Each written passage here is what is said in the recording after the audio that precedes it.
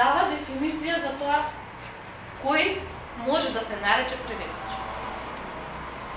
И накратко, таа дефиниција ги содржи следните оспособености. Јас нема да навлегувам во нив, само ќе ги прочитам, но сигурна сум дека сите вие ќе ги препознаете и ќе ја препознаете важноста на секоја од нив посебно, затоа што ви се неопходни во вашата работа. Значи, прво и основно, преведувачот мора да има оспособеност за преведување, таа може да се стекне на повеќе начини. Мора да има лингвистичка и текстуална способеност во јазиците со кои што работи, значи не само во својот мајчин јазик, туку и во јазиците од кои што преведува и на кои што преведува. Мора да има, ова е многу важно, сигурно сум дека сите ги заслужите, способност и вештина за истражување, за наоѓање информации и преработка на информациите.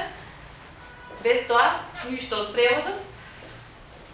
Оспособеност исто така за разбирање на културолошките специфичности. Не можеме да бидеме мостови меѓу културите ако не ги познаваме специфичностите на културите чии што јазици ги преведуваме. И последно